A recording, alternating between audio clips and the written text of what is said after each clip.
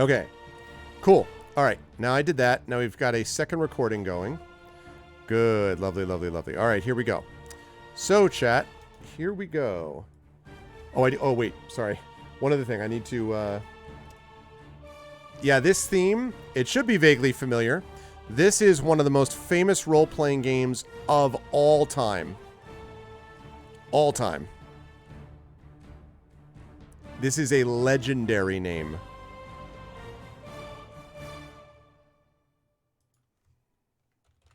Oops.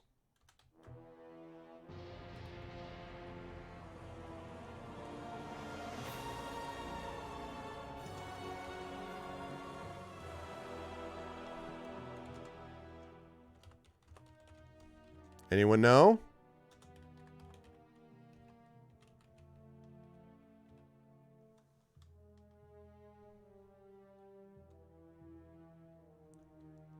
Let's see.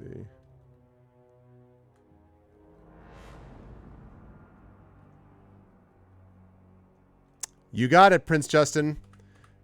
Very good. Baldur's Gate. Yes, it is the OST to Baldur's Gate. Not Neverwinter. This is the OG Baldur's Gate soundtrack.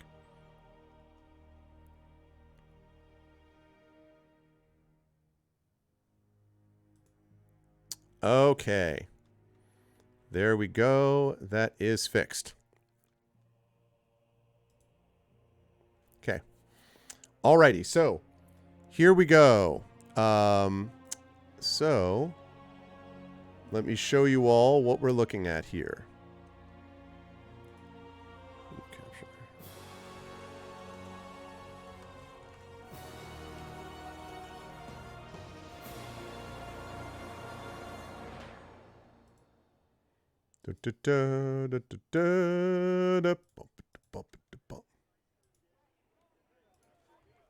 Okay.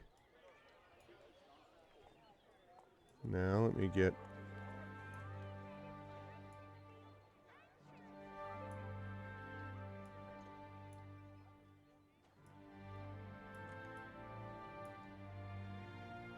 Okay, sounds good. Cover reveal. Good night, Garlic. Yeah, we're gonna play for about 35 minutes, folks. I'm gonna stop at 1 Eastern, but I do want to get started on this just so people can see it. All right, here we go. It's gonna appear right over my face.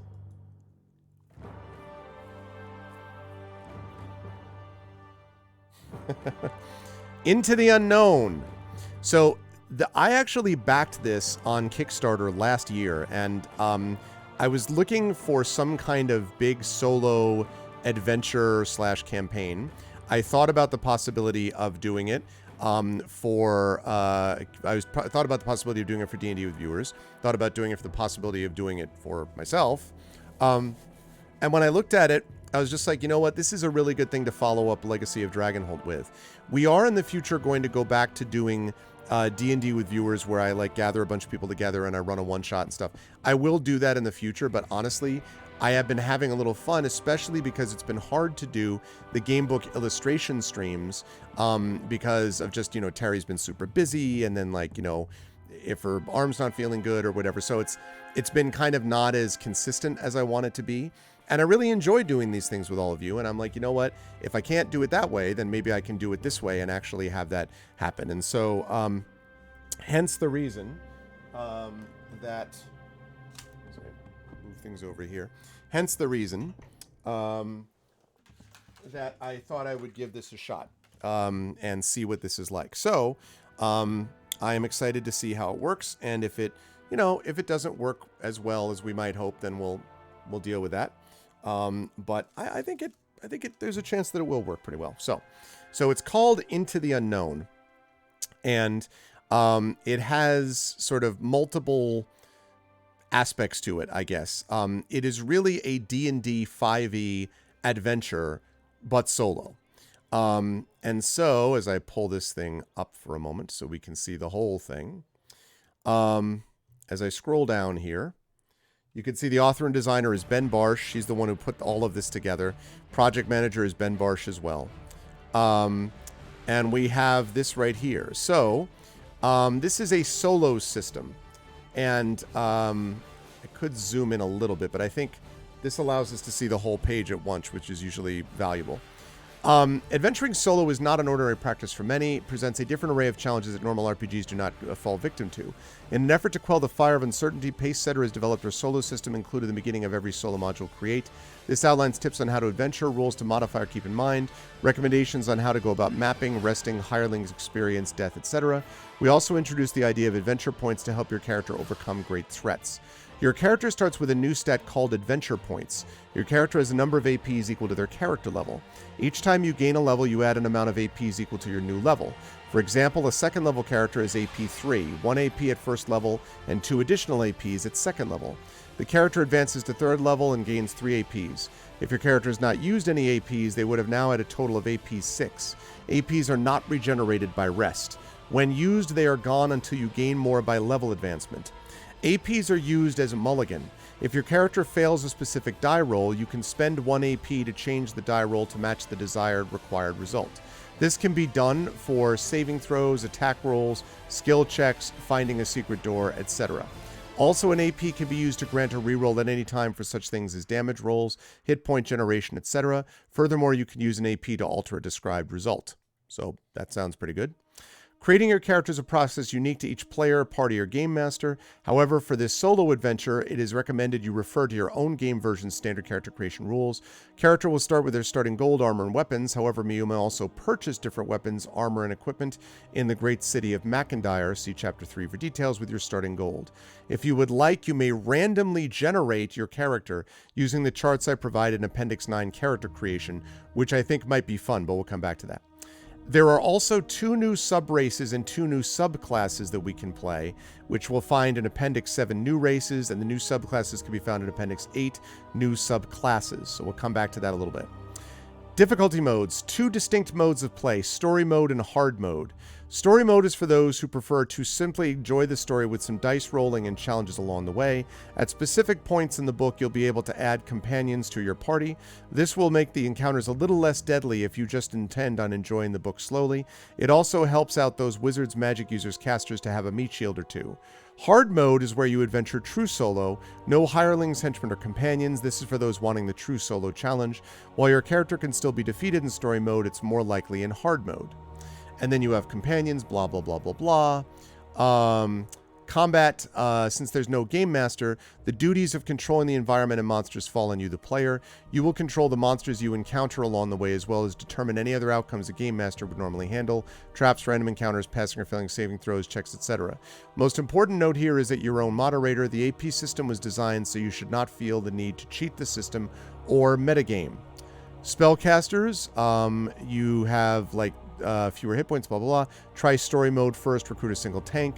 Ignore any rules that put penalties for casting spells in melee range. If a monster has a ranged weapon or attack, have them use that against you instead of the melee attacks. So there's that. New monsters. And then fleeing combat. You can flee combat. You may not flee if your movement's lower than the monster's movement. If you flee and continue the storyline as if you were victorious, you don't collect the rewards from your quest giver. If you return to the area from which you fled, you roll 2 wandering monster checks on the respective table as you journey back. So there's a lot of little balancing things that they do here. Character death. The standard is that if a character is defeated in battle or by a poor story decision, you must roll a new character and start from the beginning. This is especially the expectation for hard mode, but if you're playing story mode and defeated, you consider starting again from the beginning of your most recent chapter. Think of this as a save point in a video game. Area descriptions is meant to be what your character initially sees. That's like thought text. The text below that is options that you are presented with. Mapping is also the case. So sometimes the entire map is presented to you. Other times the map is spliced to show only the room you are traversing, which is useful. Characters in the story experience milestone leveling. After they complete a string of events worthy of leveling up, they're allowed to do so. They start off at first level. They'll be 5th level by the end. And treasure. When a magic item is found, a bond is formed between the item and the adventurer. Character immediately knows the qualities of that item and how to use it. And resting. If your character performs a long rest at a detailed location, any numbered location, you must roll for wandering monsters a total of 3 times. Checks are at dusk, midnight, and dawn. Then we've got encumbrance. So your character must carry all their equipment, supplies, and treasures, so you have to track the weight carried. Into the Unknown is designed for multiple playthroughs. There are 3 main story arcs you'll be offered after your initial adventure. From there, it is recommended you stay on the path aside from side quests offered until your character completes the story. And then region exploration. While your character may leave the quest at hand to explore a town, farm, or other area, opportunities will be presented in the adventure to do so with rewards via side quests. Enough information on each area and settlement is provided in this book to complete each adventure. Flagship areas within Farador are Mackendire, Mistwood, and Farador Keep. You may travel to these areas at any time to buy, sell, or trade goods, store items, or to rest. It is the pinnacle. Mackendire is the pinnacle of any trade needing to be done. Farador Keep's always open to you to store items or rest. Mistwood's the most common town in Farador where travelers can rest aside from Mackendire. You may travel there at any time to rest, as it is a good middle point of the adventure. So there's information about that. And that's the conclusion. So that's the deal with that. So let's take a look here at the sub-races. Whoops. Sub-races. Never mind those maps. Never mind those. All right. Let's look at the subclasses and sub-races. All right. So there's a couple. There is the Bijou Dwarf. This uncommon race of dwarves is a close cousin to those that reside within mountains. Once a sturdy, formidable people, they have now turned to the more elegant side of life. They found a wealth of gems and other minerals in their mines, and they now prefer to focus on the finer side of life. The Bijou are natives of Dun Buldar within Farador. They are naturally charismatic and openly welcome the presence of magic within their settlements. They're constantly looking to grow their wealth. However, they still take care of others and are constant donors to the less fortunate living within Lakehaven or other villages living in squalor. However, a few believe they should join higher societies of humans and elves in other lands. Charisma score increases by 2, or Charisma by 1, Intelligence by 1. You gain proficiency with Jeweler's Tools. You know either the Message or Minor Illusion cantrip. When you reach 2nd level, you can cast the Charm Person spell once per long rest and regain its use at dawn. When you reach 5th level, you can cast the Calm Emotion spell once per long rest and regain its use at dawn. Charisma is your spell casting modifier for these spells, and you gain the inherent benefit of being a dwarf. These can be found in the core rules. So that's the Bijou Dwarf. The Finfolk are a race of humanoid fish-like people that are natives. There's a Finfolk. That are natives to Starland Bay Area in southern Farador. Communities are very welcoming and full of wise people who take in anyone who's in need. Originally, they were coastal settlers. However, some hungered for what the rest of the world had to offer, so they set out to explore other settlements. Since then, they've been good neighbors and allies to those residing within Farador. Natural hunters and are healers. Since their settlements started out outside conventional society, they've had to rely on themselves for survival. They're dexterous and wise, which many cite as their sole reason for surviving. Being naturally amphibious creatures, they excel in water-type scenarios as well. Finfolk characters the following traits. Con score increases by 2. Finfolk can live up to 125. Finfolk tend toward lawful alignments, as the structure of communities is what guides and protects them in life. Generally good in nature, but there are those who prefer survival of the fittest. Finfolk are about a foot taller and bulkier than humans. Fins that extend from many points in their body make them seem larger. Size is medium. Base walking speed is 30, swimming speed is 30, you can breathe air and water. If you're in the wilderness, you have the innate ability of foraging for food. You can locate fresh water and sources of nutrition, berries, plants, wildlife, etc. If any are in your area, you can locate enough food for 5 people every hour. Sly Survivor. As a bonus action, you can add +10 to stealth rolls for 1 minute as you blend yourself with your surroundings. This benefit lasts until you're noticed by a hostile or neutral creature. You may use this ability once per long rest, and you can speak, read, and write Common and Aquan. So that's the general Finfolk trait. Finfolk hunters are those who rise to protect and provide for the tribe. Although Finfolk are muscular and large, they tend to value dexterity over brute strength. Hunters go out in groups of 3 to 5 to search for wildlife for the tribe to eat. If there's a threat to the village, hunters are the first to stand and fight. They prefer to fight with swords and melee and bows at a distance, thanks to a friendly band of elves who aided their mastery. They often methodically strategize before approaching the enemy. While the hunters and sages do join each other if the threat's calamitous, generally the hunters are more than capable of protecting their people. So, in addition to being a Finfolk, if you're a hunter, Dex score goes up by 1. You have proficiency with longsword, short bow, and longbow. Proficient with survival. If you're attempting to track an enemy you've wounded, you get advantage on doing so. You are able to identify an enemy's weak points and react quickly on your mistakes. When you miss with a weapon attack, I wish that would go away. You immediately use your reaction to make another attack, and then something happens. There you go. With advantage. After you use this ability, you cannot use it again until you finish a short or long rest. Okay. And the other kind of Finfolk, bougie dwarves, the sages of the tribe are the wise leaders tasked with showing the way for the others. For the Finfolk, sage and elders are synonymous. While there are elders within the tribe that are either hunters or common folk, Sages are seen as the spiritual and political guides of the tribe. Sages often either practice divination magic or are healers. They generally study any magics for the betterment of the tribe. Pivotal moment in a sage's life is leaving the tribe for an extended period of time to study and learn new practices to bring back to the tribe. Since Finfolk mature around age 12, most set off on this journey anywhere from ages 13 to 15. Wisdom goes up by 2, proficiency with either arcana or medicine. Once per day, you call upon the will of the wild spirits to aid you or your allies. Each friendly creature within 30 feet of you gains a d6 worth of inspiration for the next 10 minutes. Die may be added to an ability check, attack roll, or saving throw. Creature may add the die before or after the d20 is rolled. After you use this ability, you cannot use it again until you finish a long rest, or you can use this ability on yourself alone. In this case, you gain an additional +2 to the inspiration die roll. Comes a d8 at 5th level, a d10 at 10th level, and at 15th level, you may use this die twice per day. So those are the two new races, Bijou Dwarf and the Finfolk. And then new subclasses is an elemental, let's see, there's two. Thank you for the resub, Brandhauser. Welcome. 40 total months. Good to see you, Brandhauser. I hope all's going well. Thank you so much. Thank you. 2 more subclasses. An Elemental Ranger. Study the elements of the world in order to harness and manipulate their energies. You make fire, earth, water, and air your allies. You're able to use these elements as a tool in your hunting abilities. You get an extended spellcasting list. You can also learn Earth Tremor, Featherfall, Ice Knife, and Searing Smite. At 3rd level, you learn to pull the elements to you. During a short rest, you're able to choose one of the following effects as the elements surround you. You can only have one of the following abilities active at a time. Force the fire around you to draw to your blades. You do an additional 1d4 fire damage on each melee weapon attack. Strengthen the mud and rock around you to help your defenses. Gain +1 to your armor class and constitution saving throws. Earth Guardian increases to +2 at 6th and +3 at 12th level. I know, exactly right. Frost Sniper, you force the water around you to bind to your ammunition. You deal an additional 1d4 cold damage on ranged weapons attacks. Die becomes a d6 at 5th level, a d8 at 10th level, and a d10 at 15th level. You allow the air around you to help your movement. You gain a bonus 1d4 to stealth and acrobatics check and a movement increase of 5 feet. And this stuff is 7th level, which doesn't apply to us right now. And then the other one is Path of the Ruin Seeker Barbarian. Operating at the crossroads of strength and magic. You can weave magic where none is thought to exist if you have not already crushed your foes. So you can harness the wise and the wild and untapped magic within you. Learn 2 cantrips in the Sorcerer's spell list. Learn an additional cantrip of your choice at 10th level.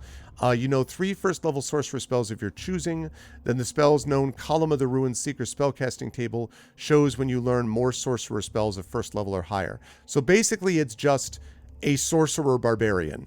Is basically what it is. And at 3rd level, you get runic armor. So when you're calculating unarmored defense, you can choose to use charisma instead of dexterity in calculating armor class. So that's basically what it is. So those are the 2 sub-races, and then we have the 2 subclasses. But I also want to point out, chat, that we have this, and I'm tempted to do this, which is basically to use character creation here to build up our character. So this is what I'm thinking I'd like to do if you folks are amenable to it.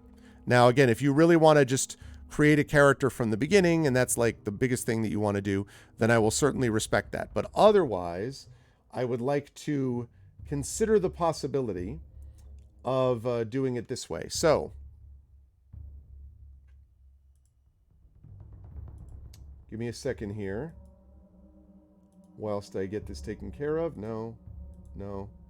I did that wrong. Remove.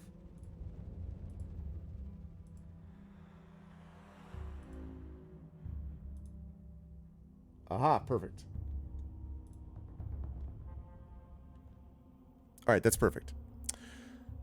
So here we go, chat. So this is all done. Oh, wait, I'm blocking the... Sorry. Not enough room on the screen. I'll put this down here for a moment. So... Oh, yeah, you get AP if you do the randomizer. I mean, no more than the one you already have, but... plus, we can use inspirations on ourselves in this particular case. So I think there might be that. We could use inspirations, theoretically. So we've got character creation. Race, class, alignment, personality trait, ideals, bond, and flaw. I would like to do this randomly, and I will have chat roll the dice for it. But I'd like to do this randomly just for fun. Although, I will say, because I don't want to do it, I'm not going to play... lawful, neutral, or chaotic evil. I'm not playing an evil character, sorry. But any of these others, even God help me chaotic neutral, I will play. So basically, I would like us to choose either. So I'd like us to randomize all of this all the way through. Is chat cool with doing that is the question.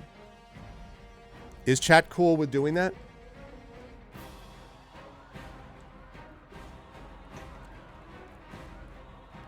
On giving that a shot? Yeah? Okay. Okay with random. All right, so can I have a volunteer then to roll a d10 for me?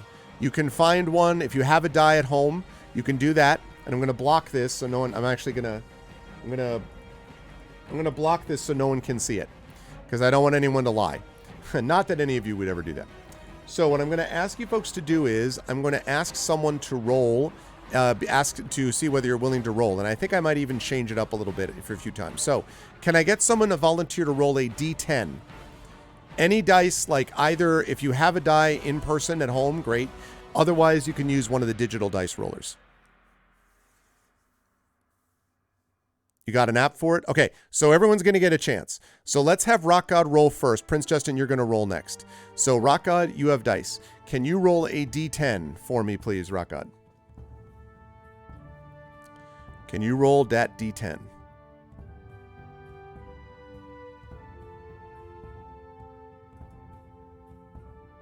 A 6. A 6 means we are a halfling. All right, we're a halfling. Oh, DM Chromic, I'm going to have you... So hold tight, DM Chromic. I'm going to have you come in too. Crit Switch, you can do it as well. So Rock God has chosen, we have a 6, so we're going to be a halfling. Okay, next step. Prince Justin, can you please roll a d12 for me? And then next up is going to be DM Chromic. So can you roll a, and then Crit Switch after that. So can you roll a d12 for me, please, Prince Justin? And let me know what we got. We're a halfling, but a halfling what is the question? A halfling... Comes up a 2. A halfling bard. All right, we have a halfling bard. I love it so far. Next up is DM Chromic. Now we roll alignment. So we need D10 again here on this. And again, I am not going to accept evil. So it's going to have to be something else. So what do you get on a D10 for me, Chromic, if you don't mind rolling? Rolled a 3. Chaotic good. I am beginning to really like the way this character's coming together. We have a chaotic good halfling bard. Excellent. Now, next Crit Twitch. I would like you to roll a d10. Chaotic good halfling bard. I'm digging it so far. Now we're going to get a personality trait. Let's find out what personality trait we have.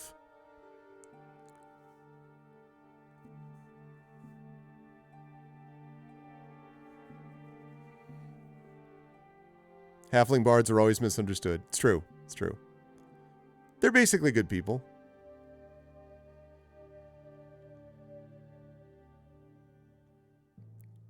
Let me know, Crit Twitch. You get out the dice tray?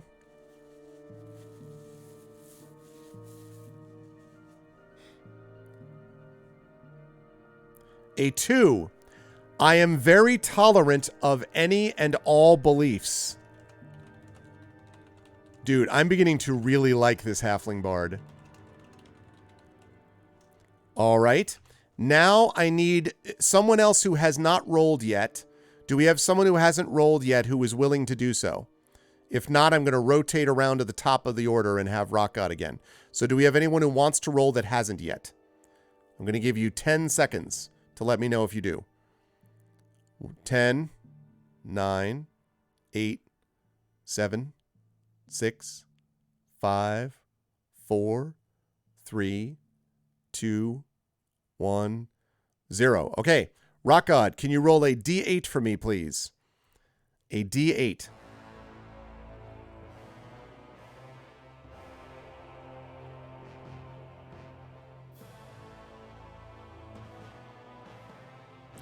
A 7. Aspiration. I am determined to be the greatest at what I do. Wow. I am the greatest rocker. Incidentally, we are creating, by the way, Rock God's dream character. Like leaving out the halfling part, I don't know about that. But leaving that out, like this is a chaotic good halfling bard who's tolerant of beliefs and wants to like be the best rocker of all time. This is Rock God's dream. Like like really. Okay, next up, Prince Justin, I need you to roll a D8, please. This does really sound like a bard. Oh, that's no problem, Crit Twitch. That's fine.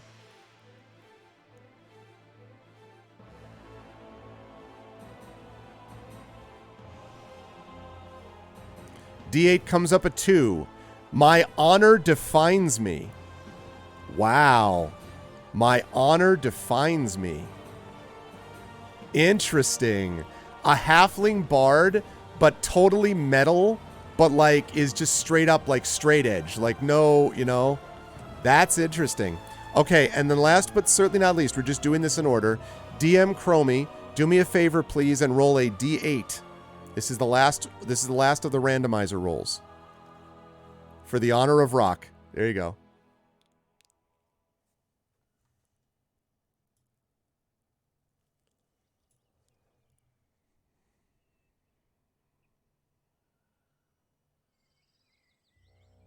And the last D8. It's the final D8.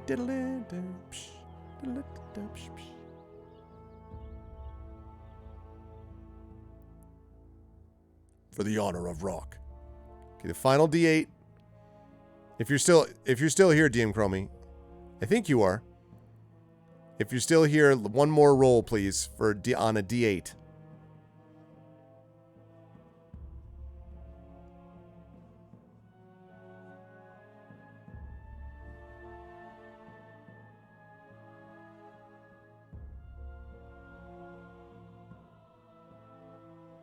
Oh god, literally dust. You also rolled a 2. Well, so I'm going to so Brandhauser, since you haven't rolled yet, I will let you roll that 2 unless DM Chromie responds, because I promised everyone I was going to roll around. So just giving you 10 seconds to weigh in here, DM Chromie. 10, 9, 8, 7, 6, 5, 4, 3, 2, 1. Okay, Brandhauser, you're up. So you rolled a 2 on a D8. Brandhauser, was it a 2 on a D8?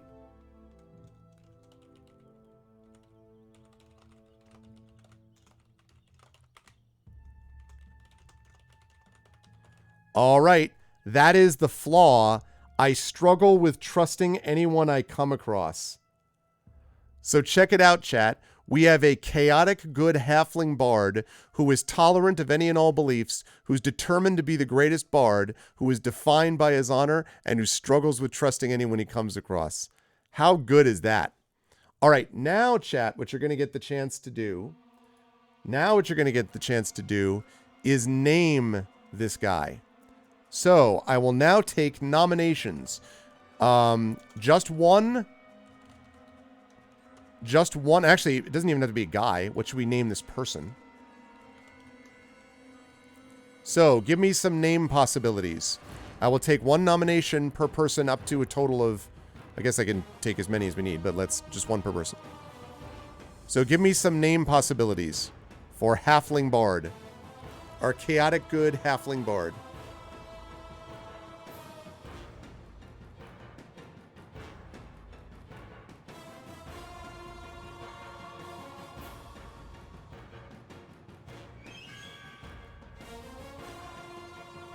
Imbroglio. Is this like a one-name star?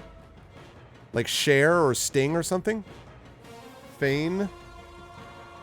Phallos T-string. Okay. Okay. Imbroglio. Is his last name Natalie? Or her last name Natalie? Imbroglio. Fane. Phallos T-string. Okay, I like those. Any other options? Any other nominations?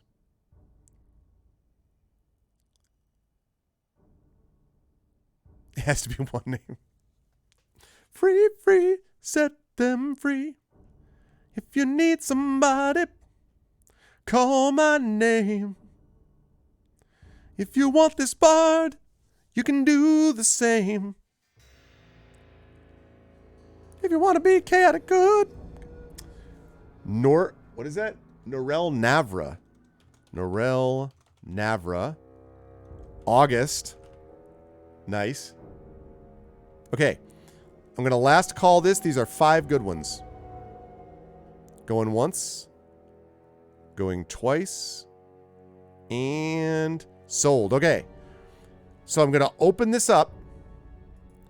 All right, chat, get in your votes. What we'll do is we'll take the top 2 vote getters and we'll run them off against each other. So the top 2 vote getters here will run up against each other. So go ahead and get your vote in from Brolio, Fane, Phalos T-String, Norel Navra, or August. 5 choices. Top 2 vote getters will face off. I see that and I appreciate that. That is, I know, I literally, as you were saying it, I was like, I think that's my name backwards. Thank you. Thank you. I'm honored, Raka. Norel Navra. Secretly a halfling bard.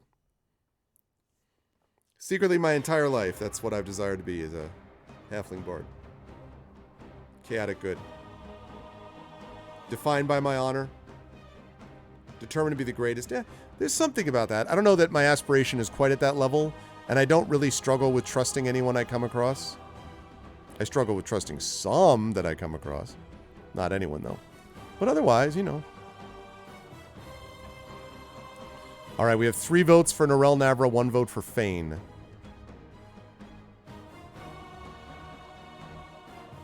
And I guess if we only have 2 things that get votes, then, you know, what'll happen is we'll probably just go with Norel Navra.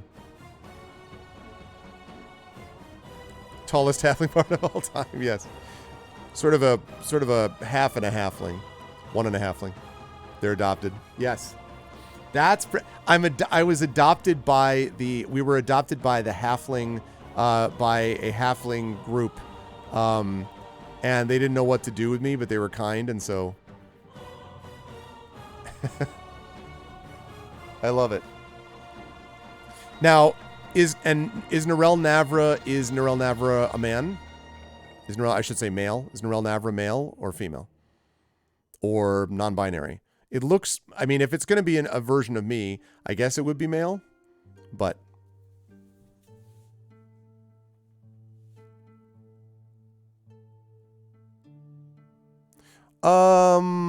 we could randomize it, I guess. Yeah, we could do that. Sure. Let me just, I'm gonna close this because it looks like that's what we're looking at. All right, Norel Navra it is. I'm honored. All right, Norel Navra. So what I need now from all of you lovely folks is, yeah, go ahead and roll 1d3. 1.5 halflings in a trench coat, exactly. So do me a favor. I think we had Crit Twitch. I think we were up to you. Roll a 1d3 for me, Crit Twitch. Basically, just roll 1d4 and subtract 1. And then tell me what you get. 1 is going to be male, 2 is female, 3 is non-binary. I'm aware, by the way, that there are other versions too. There's other, you know, there's gender fluid, which is not, I get that, but I think that for now this is reasonable. So 1 for male, 2 for female, 3 for non-binary. Let's see what we get. So basically he, him, she, her, or they, them.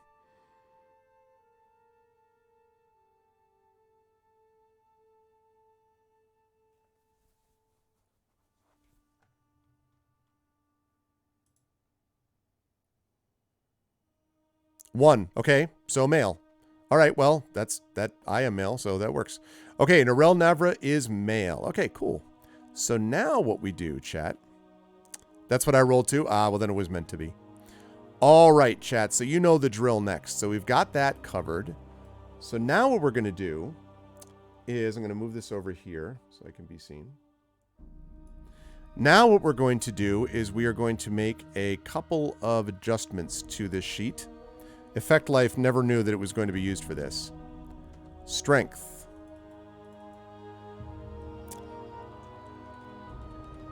Intelligence.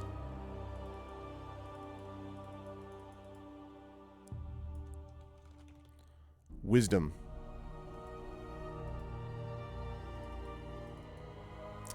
Charisma.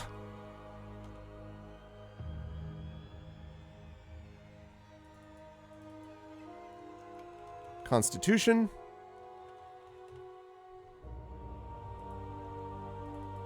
And obnoxiousness. No, just kidding. Dexterity. There we go.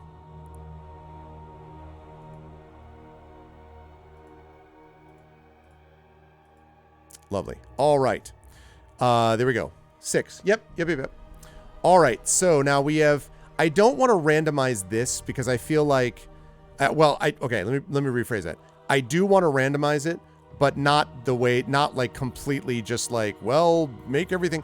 We're going to do it the way we normally do. So the way that I do character creation things is like this. I had to rush to reopen the dice bag. Here's the way that this works. So for all of my players, all my campaigns, the way that I like to do it is I have everybody roll 4d6 7 times. And the way that works is you drop the lowest in each of the 4d6 rolls. So every 4d6, you drop the lowest one.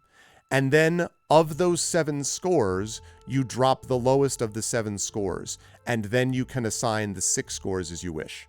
So what I would like is for, let's see, I need one person for this. So let me have this be, let's see, Crit Twitch is gone, Rock God is gone, Prince Justin is gone. I think DM and Brandhauser is gone, and I think DM Chromie is left. So we went back up to the top where Crit Twitch was going. So this would be back up to Rock God, I think, if I'm doing this right. Yeah, I think everybody is rolled. I think everyone's rolled twice so far, so we're going to go up to the top again. So, Rock God, what I would like you to do, please, is I would like you to roll 4d6. Actually, no, you know what? No, we'll rotate it. That's fine. We'll rotate it. Rock God, roll 4d6 for me, please. And tell me, roll 4d6, but tell me what each of the 4 6s is. Do you know what I mean? Like, don't just give me the total. Tell me what each of the 4 6s is, please. Yeah, that's that way Crit Twitch, it almost never provides some terrible character, but there's some randomness to it.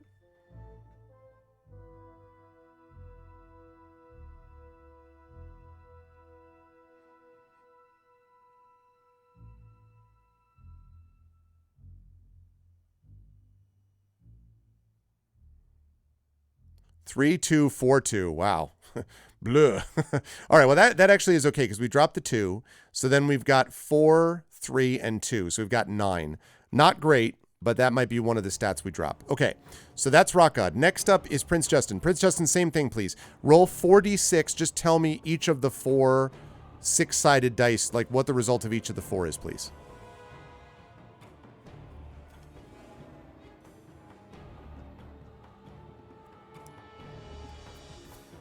5, 5, 4, 2. Okay, so that's a 14 because we'll drop the 2. Great.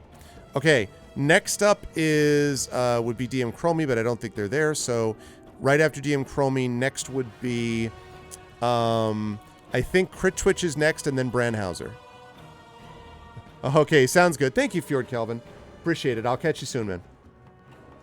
Thank you for being here, and yes, we're going to be just basically finishing up our character, and then we'll wrap. And we will start this in earnest next time. Okay, so yeah, please do that for me, Crit Twitch. So please roll 46. Just give me the 4 6-sided results, though, please. What each of the 6-sided dice says, all the 4 of them. So far, we have a 9, we have a 14.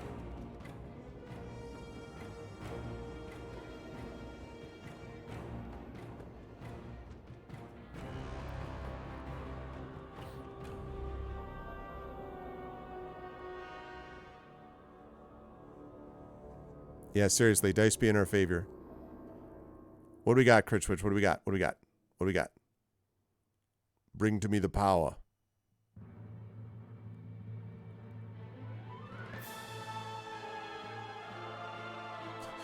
Very dramatic Baldur's Gate music in the middle of this rolling.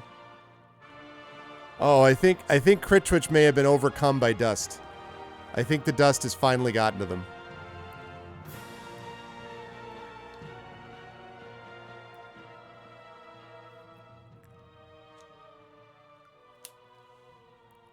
I must be really behind. Yeah, I maybe, as we were hanging on a ledge. Seriously.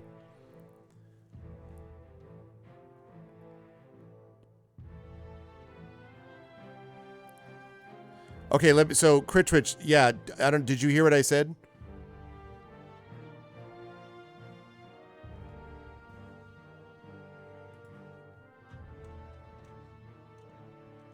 I didn't.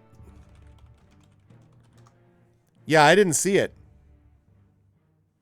Oh, there it is. I didn't see it till now. Okay. 5, 3, and 3. Okay, so that's 11. That's fine. All right, that's fine. So 9, 14, 11. Good, good. Okay, next up is Brandhauser. All right, Brandhauser, same deal. 46. Please tell me each of the 4, though. I see it now. Yep. No, I see it. We got it. Good stuff. That's fine. 9, 14, and 11. All right, let's see what we get from Brandhauser here.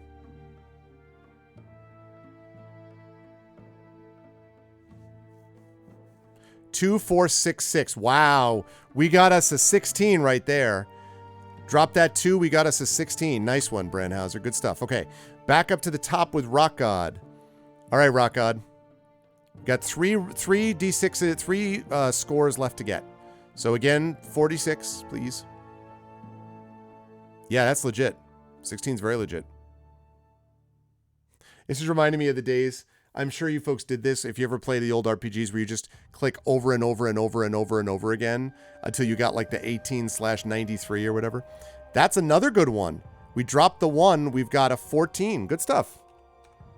All right. Good stuff, Rock God. Next up is Prince Justin. 3 more scores. Oh, no, 2 more scores. I'm sorry. 2 more scores. Yeah, much better. All right, Prince Justin. 6, 4, 4, 3. Another good score. All right, and that leaves us with 1 more, which I think is Crit Twitch again.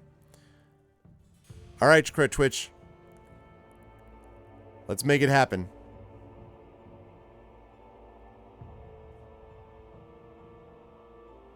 We got 9, 14, 11, 16, 14, 14. Very consistent. 5, 4, 4, 1. Okay, we dropped the 1. We have 13. Nice. So we dropped the 9, and that means we have 16, 14, 14, 14, 13, 11. That's really good. All right. We have a bard, chat, so you know the drill with this. Good. Thanks for all the rolls, everybody. Charisma is our number 1 stat.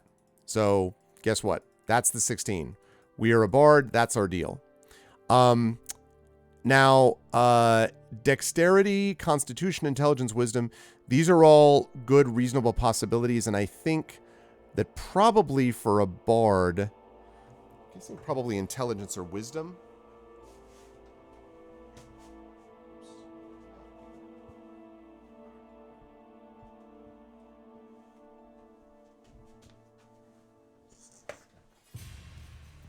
Yeah, no, this is good. There's an argument to be made for a lot of different things with a bard, including things like, dexterity and stuff like that. Also, con, obviously, is always a part of this. Yeah, dexterity is what they recommend. So that's what I would have said, too. So dexterity, then, would be one of our 14s, because we have a lot of them.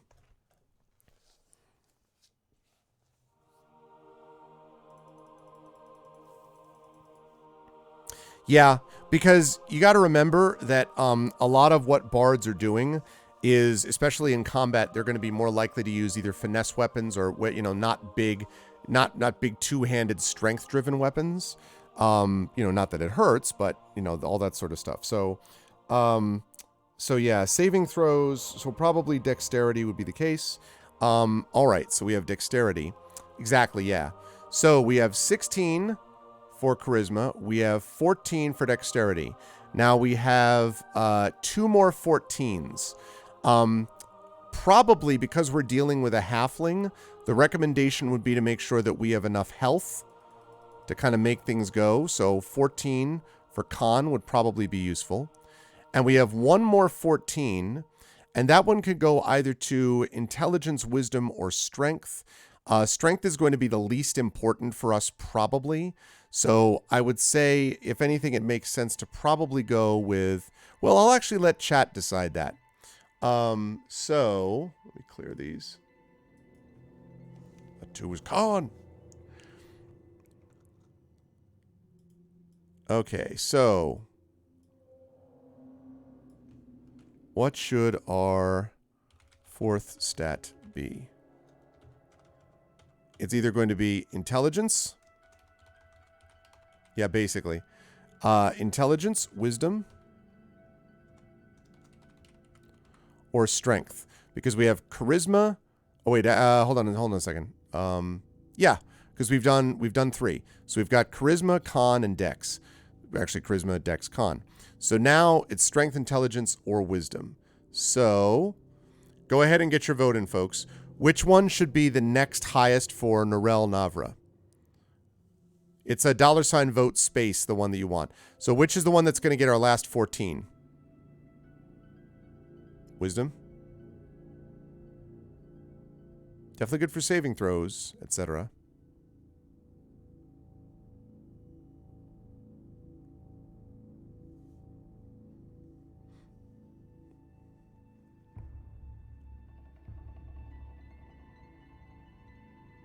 Three for wisdom.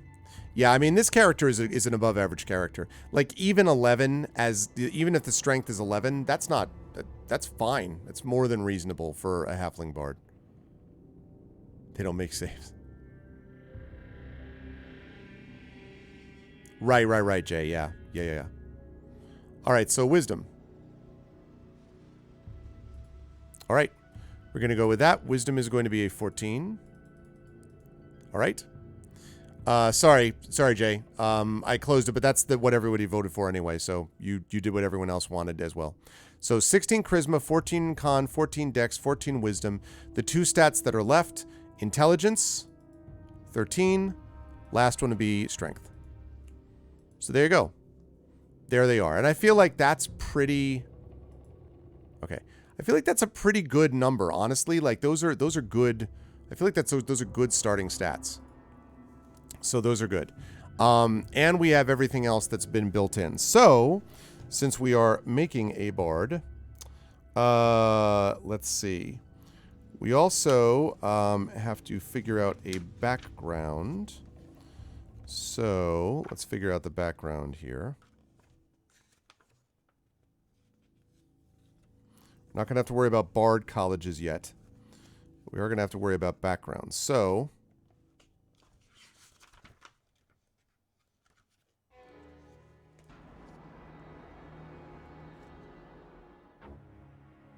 $125.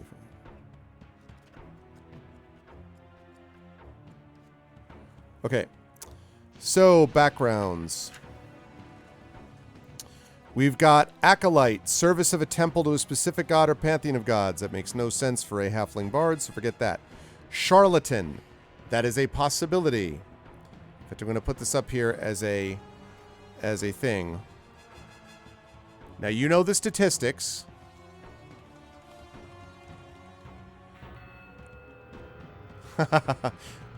What's up, Mrs. Dunsel? How you doing? We're just voting for this character we're putting together. We're not going to be playing this game tonight, but we're going to use this character starting next time when we do D&D with viewers, playing this Into the Unknown. So, the character we've created is a chaotic good halfling bard who is very tolerant of any and all beliefs, who has the aspiration of being determined to be the greatest of what we do. Our honor defines us, but we struggle with trusting anyone we come across. All of that was basically randomized through dice rolls. So it was pretty cool. Just to add you up to 5 or 6 like a normal PG. Yeah, no, exactly. Well, we won't have to worry about that till 3rd level anyway. So, okay, so there's Charlatan, which is you've always had a way with people, know what makes them tick. You can tease out their heart's desires after a few minutes of conversation. Few leading questions, you can read them like they were children's books. A useful talent, one you're perfectly willing to use for your advantage. You know what people want, you deliver, or rather you promise to deliver. Common sense should steer people away from things that sound too good to be true, but common sense seems to be in short supply when you're around. That bottle of pig-colored liquid will surely cure that unseemly rash. This ointment is nothing more than a bit of fat with a sprinkle of silver dust, can restore youth and vigor, and there's a bridge in the city that just happens to be for sale. These marvels sound implausible, but you make them sound like the real deal. There's favorite schemes, there's false identity, and stuff like that. So, charlatan, that's one option. Option number 2 is criminal. Smooth criminal. Experienced criminal with a history of breaking the law. You have contacts within the criminal underworld, etc. Entertainer, obviously. This is a very good possibility. Thrive in front of an audience, know how to entrance, entertain them, even inspire them. Can stir the hearts of those who hear you, awakening grief or joy, language or anger, raises their spirits, captures their sorrow. Dance steps captivate, humor cuts to the quick. Whatever techniques you use, your art is your life. That is the entertainer. Guild artisan doesn't really make sense to me. I don't think that fits for what this is. Hermit, that also doesn't make sense if it's a halfling bard. Noble also doesn't make sense, halfling bard. Outlander also doesn't make sense as a halfling bard. Sage, you spent years learning the lore of the multiverse, also doesn't make sense. Sailor, you sailed on a seagoing vessel for years. That's a possibility, I guess. You could be a sailor because you face down mighty storms. First love is the distant line of the horizon. The time has come to try your hand at something new. I could see that maybe. Soldier, no, doesn't make any sense. Urchin is a possibility. Grew up on the streets alone, orphaned and poor, no one to watch over you to provide for you, so you learn to provide for yourself. Those are all options. Oh, that's true. That's true, because my honor defines me. Yeah, that's true. I hadn't thought about that. That's a good point. Yep, you're right. Man, this music, though. Okay. There we go. So 4 choices, chat. Criminal, entertainer, sailor, or urchin. And I don't know if there's folk hero. Let me double check.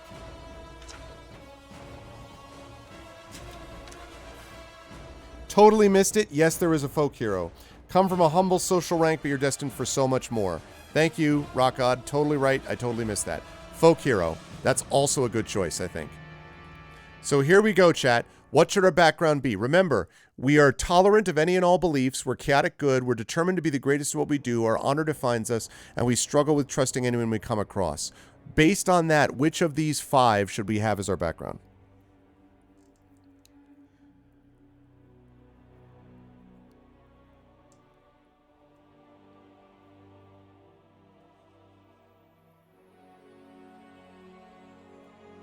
You've been hit by, you've been struck by a smooth criminal. Or, I am the entertainer, and I know just where I stand. Or, and they say a folk hero will save us. I'm not gonna stand here and wait. It isn't the love of a hero. And he's watching us as we all fly away. So either Michael Jackson, Billy Joel, or Nickelback. I only remember that because that's what Malik had. No, I'm glad you did because I completely missed that. It's a $ vote for these, Crit Twitch.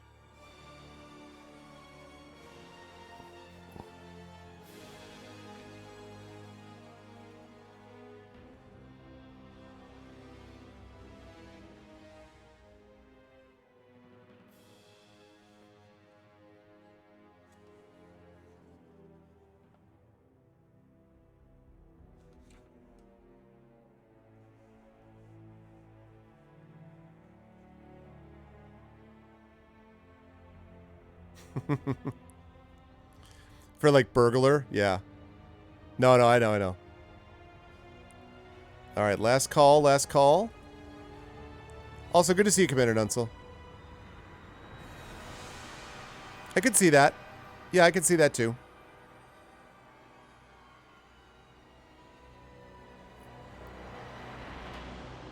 I mean, you know, entertainer is a very, I mean, that's a very solid choice, right? For a bard like that, you know, clearly that works as well.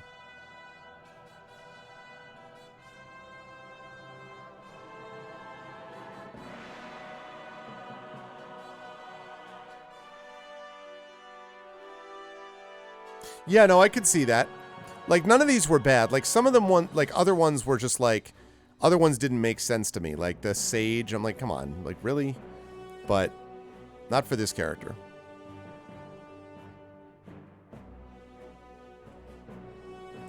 All right. We're going to close that down. The winner is Entertainer. Well, thank you. Thank you, Dunsel. I appreciate that. I will take that as a compliment. Okay. So, we're talking Entertainer.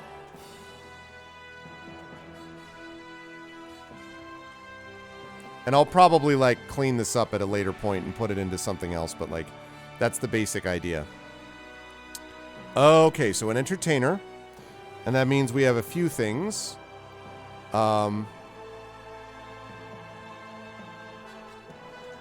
Proficiencies. Acrobatics. Performance. Tool proficiencies.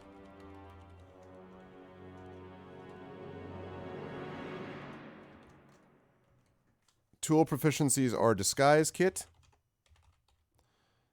And one type of musical instrument. What kind of musical instrument, by the way, chat? Yeah, hermit doesn't make sense. Yeah. Musical instrument. What kind of musical instrument?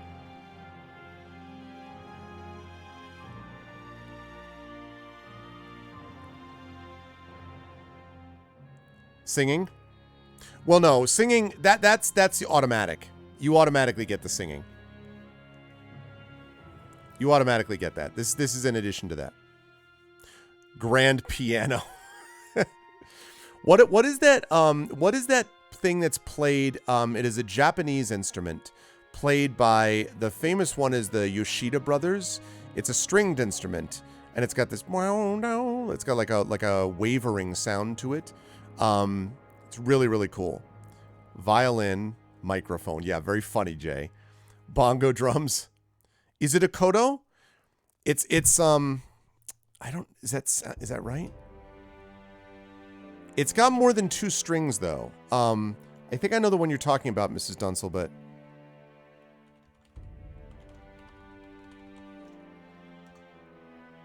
yes, it is a shamisen. Yes. Although I don't know how he would carry that around, but I was just thinking about that. Okay, so we got a violin, a microphone, yeah, grand piano, bongo, drums. I wonder, is that like the equivalent of like a shamisen?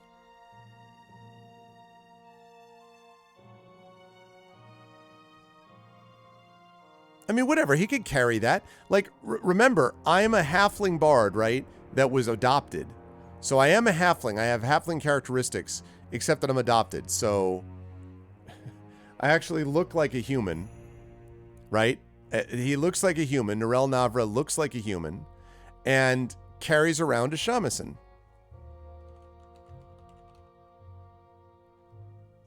Halfling bard with a tuba. Well, no, because this halfling bard was it's actually adopted. It's a human who's adopted by a halfling, so it has complete halfling characteristics. Okay. Musical instrument, shamisen. And our equipment is shamisen. The favor of an admirer. Let's say, strings is making it easy, making it too easy, really. So now the favor of an admirer, and there's also costume, and there's a belt pouch with 15 gold.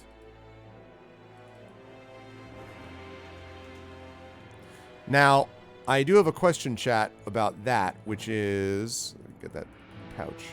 Okay. The favor of an admirer. It's a shamisen. The favor of an admirer can be either a love letter, a lock of hair, or a trinket. What's the favor of an admirer that was given to our halfling bard?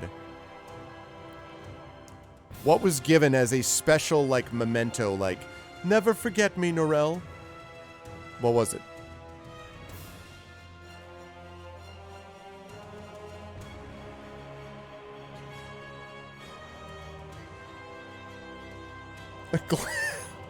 A glass eye?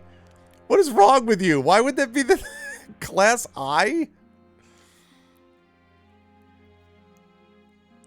A part of it, like a lock of hair? Okay. A post-it note that said, never forget me. The long strand of hair to be used as a string. Favor of an admirer, an IOU. IOU, one favor. A trinket would be a tuning fork. Ooh, I like that.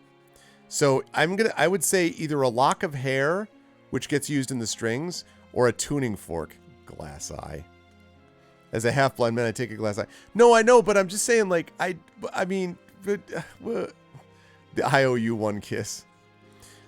So, yeah, I'm tempted. It's either the hair or the tuning fork. I like both of those.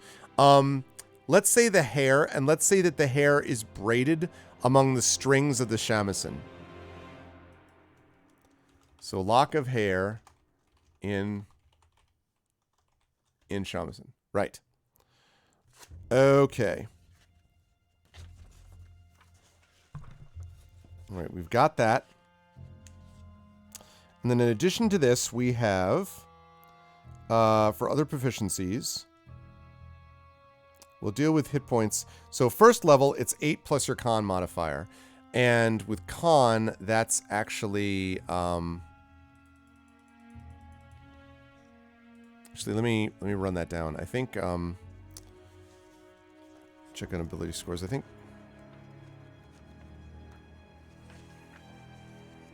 Okay, right. So 11's a 0. So this is going to be modifier. 0. Intelligence with a 13. That's plus 1, I think. Yep. Intelligence is plus 1. 14, I think, is 2. Plus 2.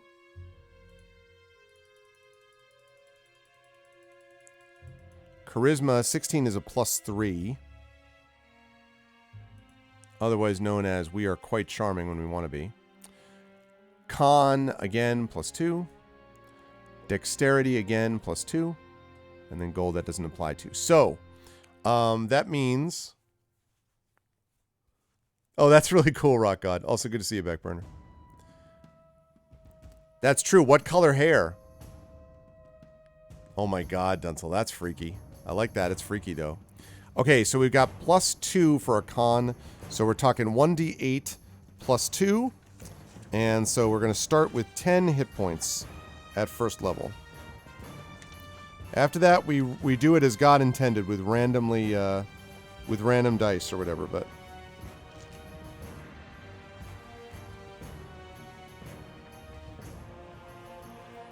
Now, remember also, I forgot something else too. I forgot something else too before we get to that. Because it's a halfling, it means that we have, remember, halfling nimbleness. We have brave, advantage on saving throws against being frightened. When you roll a 1 on an attack roll, ability check or saving throw, you can re-roll the die, must use the new roll. But also, ability score increase, your dex goes up by 2, which means we have a dex of 16, and that gives us a 3 again. So that's really, really good. Okay. And then we are either a Lightfoot halfling or a stout halfling.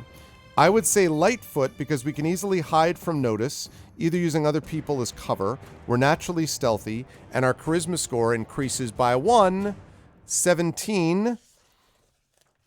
And that means with the 17, we are going to have still a plus 3, but we're going to be right there with that charisma.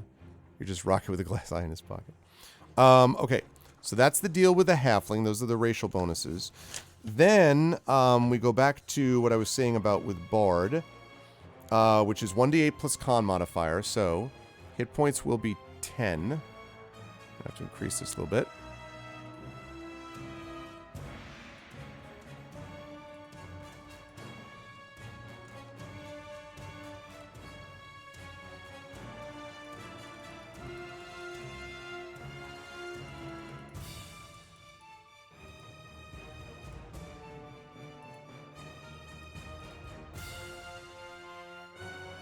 Okay. Do we admire them? It's a good question. And is it green hair? I vote red. So we have red hair. We have green hair. Any other notes about the what color hair? What color the hair is?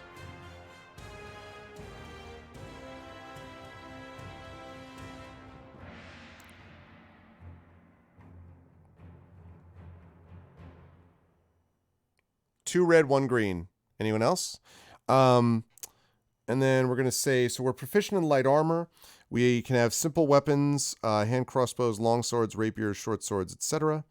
I'm not going to worry about the 3 musical instruments of your choice right now. Choose 3 skills and then equipment. So 3 skills.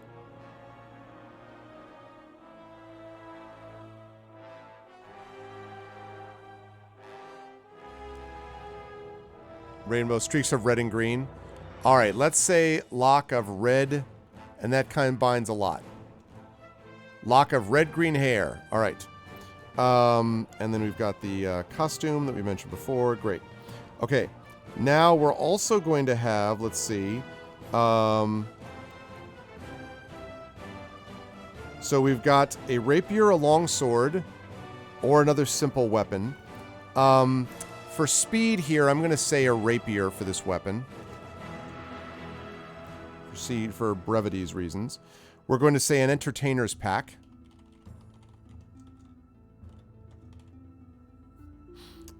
We are going to say the shamisen, we already talked about that. And we're going to say that we have leather armor.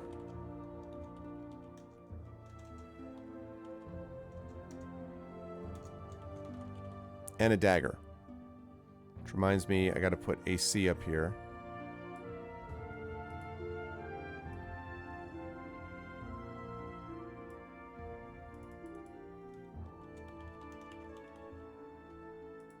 Okay, we'll come back to what that is later. Right. And so that takes care of that. That means the last thing that we have to do is we have to think about, we have spellcasting, we have bardic inspiration. So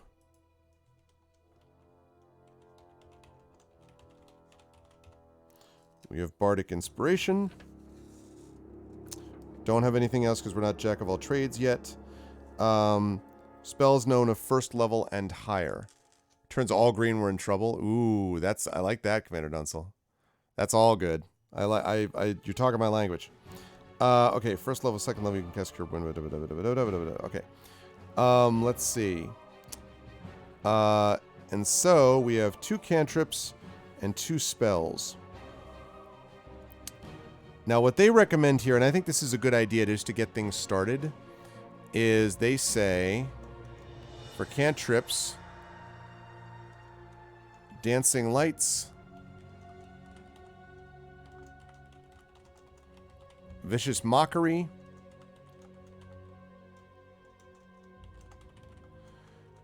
and for 1st level spells, they recommend charm person, detect magic, healing word, and thunder wave.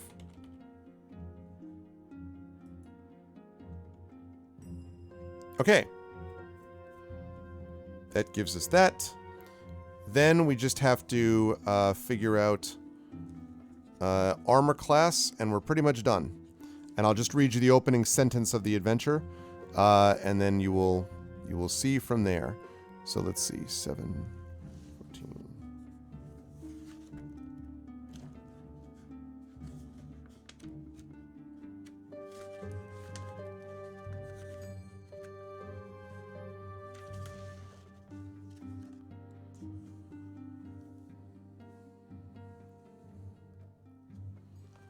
Okay, that's not it. 14.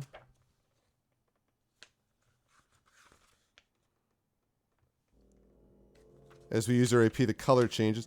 This lock of hair has got a lot going on with it. It's got a lot going on. So, let's see. Rules in Chapter 5.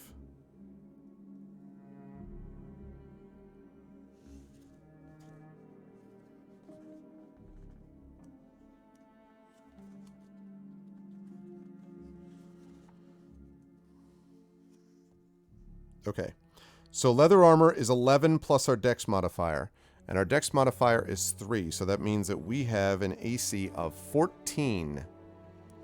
That is our current AC.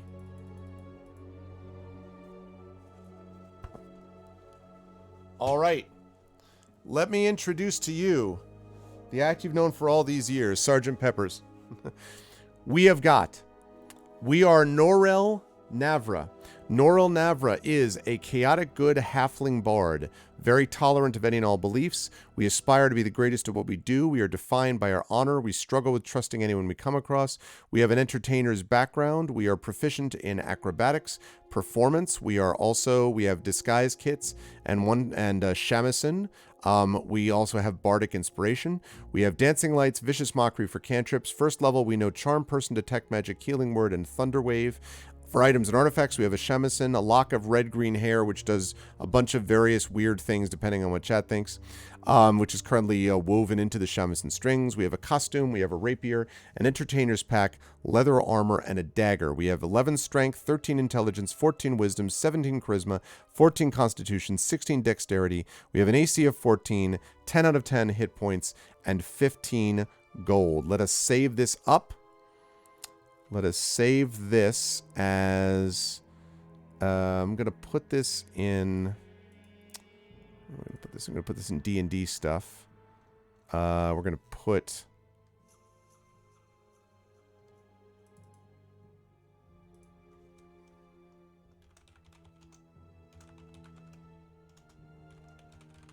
All right, Norel Navra, character, saved. All right. So now, what we will say is, as I bring that back up,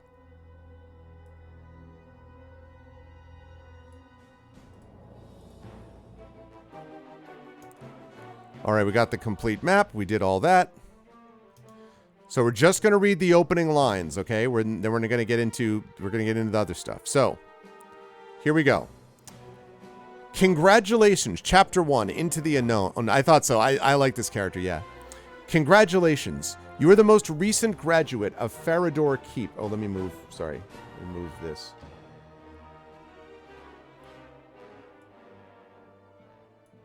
I'll have to coordinate all this later so it all fits better. You are the most recent graduate of Farador Keep, the most prestigious college for adventurers in all the lands. Now you are more than capable of setting out to go on your own adventures. To have a greater challenge, you've decided to go it alone. This likely will be a difficult task, but your record as a graduate speaks for itself. As tradition goes, you will take your first quest from the college itself. From there, your destiny is your own as many doors open to different paths. You've been given a quest to travel to Ironcrad Mine east of Farador Keep to investigate the disturbance that caused the mining crew to abandon the mine. The reports from the miners speak of reptile dogs attacking them on sight. Since the miners are not trained fighters, they were told by the foreman to flee while he made the last stand. This attack happened a day ago, so there's still time to investigate and retake the mine. Alfie Fitz, head historian of Farador Keep, has provided you with a map of the mine. When you are ready, read on to begin your first adventure. Ironcrad Mine is not far from Farador Keep. In fact, you believe you've been to it on multiple occasions to check on the keep's iron provisions. You recall how much Alfie loved giving you busy work. There's a clear path to the mine, and the journey takes approximately 1 hour at a moderate pace with a few water breaks. Mine entrance. Before you is an entrance to what must be Ironcrad Mine. Outside the entrance, you see miscellaneous mining equipment such as 2 mine carts, shovels, pickaxes, and rope. The warm glow of the sun shines into the cave, revealing a path leading in. A quick investigation of the outside reveals that most of the equipment was abandoned when the reptile dogs attacked. If you have need for a shovel, pickaxe, or rope, and we do, the way I'm going to do this is that when sort of encumbrance becomes obviously ridiculous, we're going to deal with that. At the moment, I would not say it's done those things. That's level 3, Rock God. Level 3. If you enter the cave, go to area 2. Light streaming in fades quickly, so you must either have a light source active or dark vision. And I think that halflings have dark vision, but I'm going to check to make sure, actually, because I'm not 100% sure.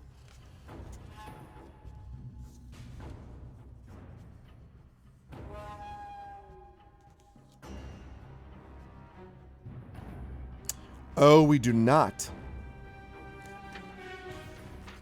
We do not have dark vision.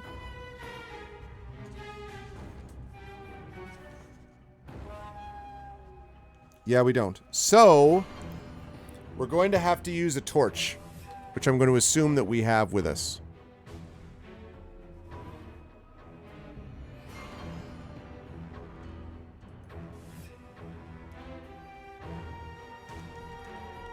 very true. Okay. So most of the equipment is abandoned. If you enter the cave, go to area 2. We're obviously entering the cave. And so I'm just going to show you. Remember, we got a mine. We got a map of the mine. So you can see.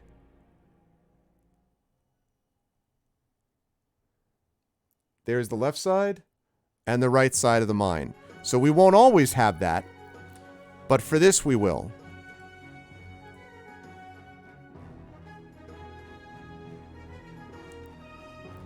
And the hallway you entered extends forward 30 feet, then splits to the left and right. Okay? To the left, you see a small stock room. That's this. Actually, wait, let me see if that's showing up. Oh, it's not. That's this thing on the left here. There it is, yeah. So that's that. And to the right, the hallway extends beyond your light source. So we're here, and we're going to be going either left or right. But that is going to be happening next time.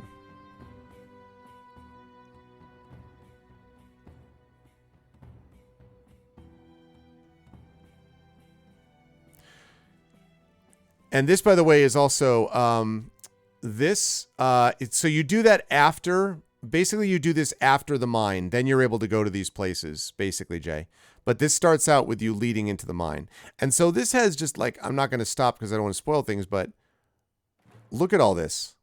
Like, just, I mean, it's sandboxy and big. There's a lot of stuff. So it's going to be fun. We're going to see... what all these things are like. There are going to be certain creatures that we'll have to fight undoubtedly and stuff like that. But that's basically the idea. So it's big. And I think it'll be fun for chat to play. If it turns out that it's not fun for us, then we won't play it, you know. But I think it's reasonable to give it a shot. And yeah, and I'm looking forward to playing Norel Navra with chaotic good alignment, tolerant, wants to be the best, defined by honor, struggles with trusting people, and can viciously mock with the best of them. So that is going to be what we're going to play. Yeah, I mean, definitely. That's and we try to do that in a lot of cases anyway, or we have in the past. But that's definitely the plan that we're going to have today. So that is going to be that. Where does chat get this? You can actually get it. I should say, I don't actually know where it is right now. I'm going to just close out of this. Yes, I would like to close the application. Yeah, let me take a look about that because it's called Pacesetter Games is the name of the company. And...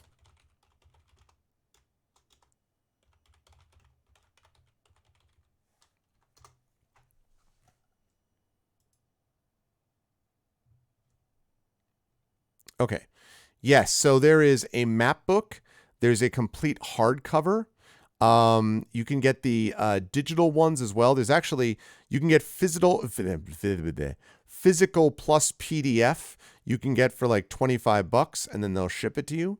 And they have other like adventures they do for D&D and stuff like that. But I just happen to like this because of the whole like, you know, gaming thing. So I will put this in chat. There you go, if you want to check it out. But if you want to check it out, you are sworn to secret. You're sworn to, you know, remember your honor. Don't play it and then be like, oh, chat, we should totally go left. Trust this person. Don't trust that person. Like, you know, remember your honor. Your honor is part of the mix that you're going to be involved with. So, but this is great. This was a fun time today. I enjoyed it, and I hope that you folks did as well. And we will have a chance to play more of this. And we have completed Legacy of Dragonholt. So we have completed that. What honor? That's we have honor. That's the thing that matters to Norel Navra. Our honor. Our honor is what it's all about. The honor our character has. Yes, exactly. But yes, so that was a lot of fun. I enjoyed this, and We're going to come back to this the month after next. We will be actually back for this. So in June, we'll be back with more of this game. So that's going to be cool. We'll be able to play through and make a lot of cool decisions and just see how it goes. You know, it'll be fun. But if you like what you saw and heard today, chat, I hope you will follow the channel. I hope you'll check out the YouTube with !ArvTube. Please sub to me over on my YouTube channel. We're up to 820 before I started stream tonight. Please, please, please. It doesn't cost you anything, but it really helps us out. We're trying to get up to 1,000 subscribers, so please do that. !ArvCord is a Discord channel. You can hang out with the Arvanauts in between streams. !ArvTweets is my Twitter. I always post stuff there about when I'm going live or whatever. And then, of course, the website is arvaneleron.com. Financially, !ArvShop is my merchandise area. !ArvTrayon is that Patreon right there, which really makes a difference if you're able to support us. That's what let me buy this thing that I just got for us to play. So please support me on the Patreon. You also get good stuff for yourself individually too, when we move towards various channel goals. That's !ArvTrayon. And of course, subscribing to the channel, as a couple of people did tonight, and a gift sub given by Configuration Queen to someone as well. That's super useful. To Pumpkin, I believe. That's super useful also. So subbing to the channel, get those custom sub badges and emotes, and of course inspirations to use with the players. That is also really, really cool. So thank you if you're able to do that. On the publishing side, !Icarus for my Icarus graphic novel from Athos Arts. !Library for my Tales and Tomes from the Forbidden Library, which is my 5e adventure and sourcebook from Alligator Alley Entertainment.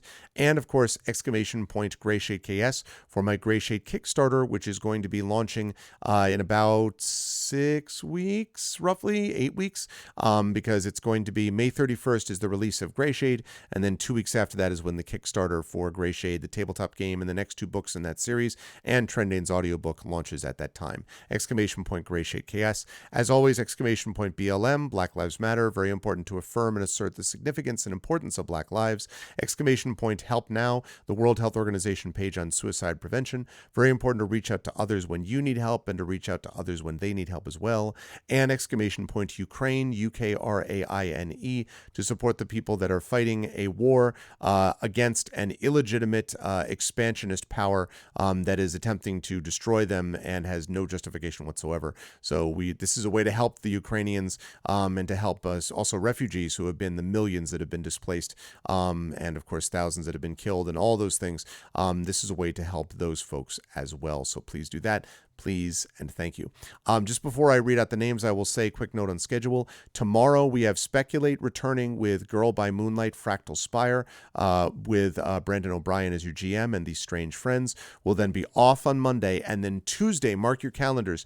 Tuesday is my 10-year streamiversary. I'll be starting early on that day, 10 a.m. Eastern. I might start a little earlier than that, but it will definitely be no later than 10 a.m. Eastern.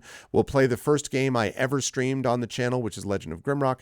We will do a couple of highlights and clips. We'll talk a little bit about the past of the channel, the future of the channel. We'll have a couple of giveaways. I will do the Greyshade cover reveal, which is going to be a big deal. I'm very excited about that. Then Adventures of Middle-earth will come your way at noon Eastern, so I'll be able to share that with those wonderful people. Then at 4 p.m. Eastern, I'll be over on GOG.com for Pen and Pixels and more Dragon's Dogma. Then Wednesday and Thursday are off, and then Friday I'm back with some Gran Turismo 7 Friday and Saturday, unless I'm away with the family, which might happen on Friday, Saturday. So those two are a little bit up in the air, but that's the deal, just so you know what's going on with that. But definitely Speculate. You'll definitely want to be here for that tomorrow with Brandon O'Brien and company. Otherwise, I want to thank all of you lovely people for having been here and been an awesome part of this stream tonight. Thank you to my wonderful mods, Dragon Spear, J-Rab, Rock God, Backburner, Arudnell, who was here before. Best mods in the business. Thank you. Thank you. Thank you to my wonderful subscribers, to Dragon Spear, J-Rab, Rock God. Thank you to Brandhauser, Commander Dunsel, Mrs. Dunsel, and Prince Justin. Thank you so much as well to the Patreon supporters and subscribers in that list. Thank you to Academy Impossible, Crit Twitch. Thank you to Fjord Kelvin. Thank you to Itzama. Thank you to Katie Na. Thank you to Mr. Eridan. Thank you to PKD Fan. And thank you to We Love Marbles. Thank you to all of the lovely people for being here and being awesome. And yeah, I can't wait to see all of you folks for Speculate, and then in a couple of days for my 10-year streamiversary.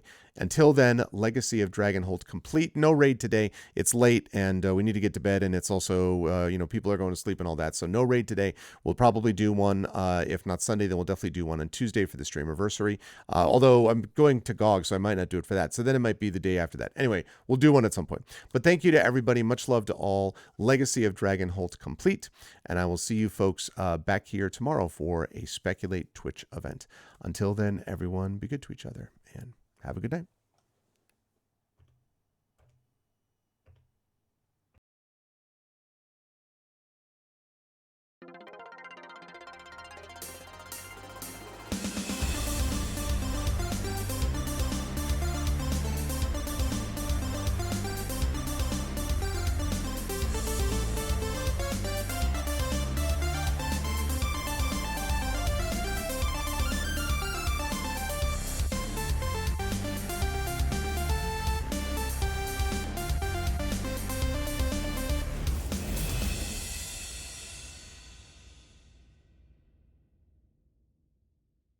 Huh?